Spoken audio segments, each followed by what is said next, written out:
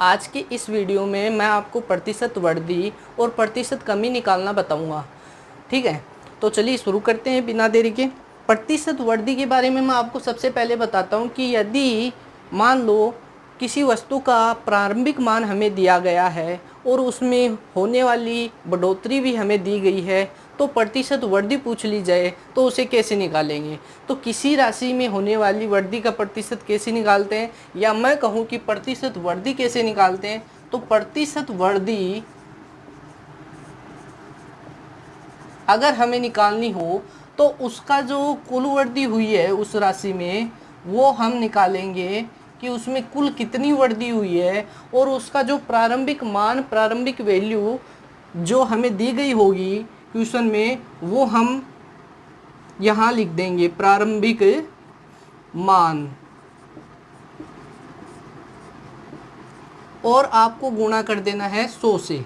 ठीक है, तो ये हो गया फॉर्मूला।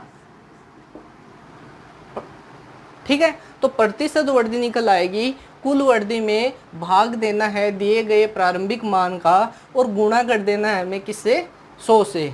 ठीक है, तो ये बड़ा ही सिंपल सा फॉर्मूला है। इस फॉर्मूले से हम प्रतिशत वृद्धि को निकाल सकते हैं। देखिए एग्जाम्पल से हम इसे समझते हैं। जैसे कोई एग्जाम्पल लेता हूँ, मैं एक एग्जाम्पल लेता हूँ कि मान लो किसी वस्तु का मूल्य है, किसी वस्तु का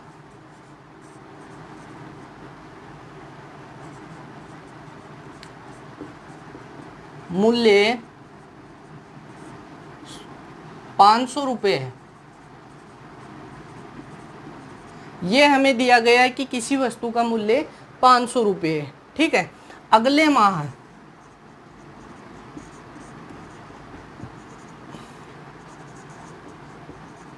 उस वस्तु का मूल्य 600 रुपये हो गया, 600 रुपये हो गया, तो कितने प्रतिशत वृद्धि हुई, तो कितने प्रतिशत वृद्धि हुई। ठीक है, अब इस क्वेश्चन में हमें प्रतिशत वृद्धि के बारे में पूछा गया है। ठीक है, तो क्वेश्चन देखिए कि वस्तु का मूल्य है 500 रुपये, यानी सबसे पहला उसका जो प्रारंभिक मूल्य है वो हमें दिया गया 500 रुपये। ठीक है, उसके बाद में उस वस्तु का मूल्य कितना हो गया, 600 रुपये हो गया, यानी उसमें जो कुल वृद्धि हुई है कितने रुपए की हुई है भाई, पहले 500 था उसके बाद में 600 हो गया, यानी 100 रुपये और बढ़ गए उसमें। ठीक है, तो 100 रुपये की तो उसमें वृद्धि हो गई। प्रारंभिक मान दिया गया हमें कितना, 500 रुपये, मल्टीप्लाई कर देना है 100 से, आपकी निकल आएगी प्रतिशत वृद्धि। तो चलिए निकालते हैं प्रतिशत वृद्धि। तो कुल वृद्धि, कुल वृद्धि कितनी हुई, यानी कुल वृद्धि निकालेंगे हम 600 माइनस 500 रुपये बटे, यानी 600 में से 500 रुपये घटा देंगे, कितने रुपए आए, 100 रुपये, यानी उसमें 100 रुपये की बढ़ोतरी हुई है। अब प्रारंभिक मान कितना है उसका, 500 रुपये है प्रारंभिक मान। ठीक है, मल्टीप्लाई 100, यानी 100 अपॉन 500 मल्टीप्लाई 100। ठीक है, 2 शून्य से 2 शून्य कैंसिल हुई और 5 का भाग चला जाएगा, 100 में कितना आया, 20%। यानी उस वस्तु के मूल्य में कितने प्रतिशत की वृद्धि हुई है, 20% की वृद्धि हुई है। तो ये था आपका प्रतिशत वृद्धि निकालना।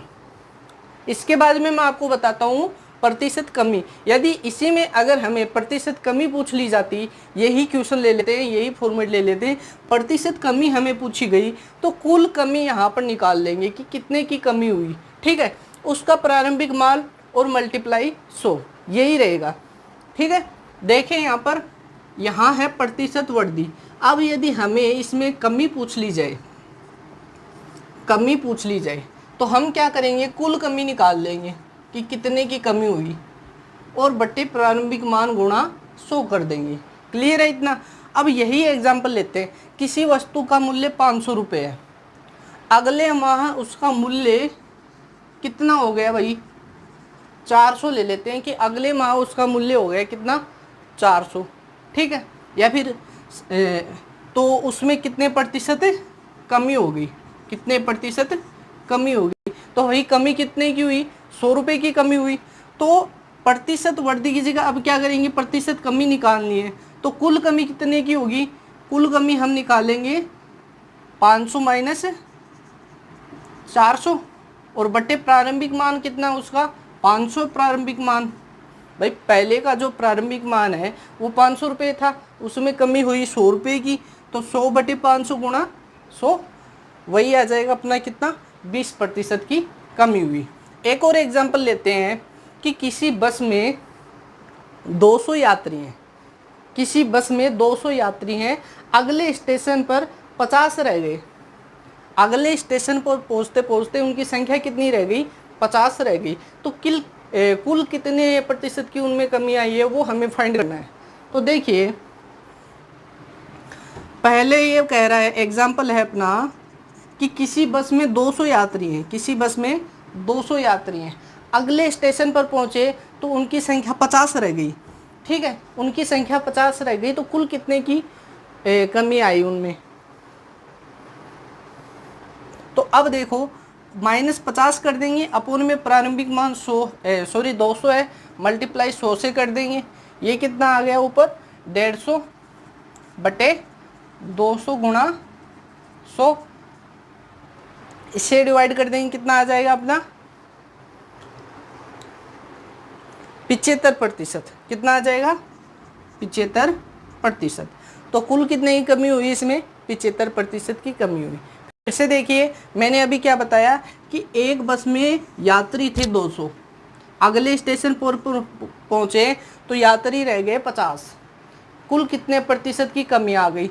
तो भैया कुल कमी निकाल लेंगे और बट्टे में प्रारंभिक मान लिख देंगे, गुणा करना है 100 से, आपकी निकल आएगी प्रतिशत कमी। ठीक है, तो आज के लिए बस इतना ही था। अगर आपको ये वीडियो अच्छा लगा तो मेरे चैनल को लाइक कीजिए, शेयर कीजिए और उसे सब्सक्राइब कीजिए।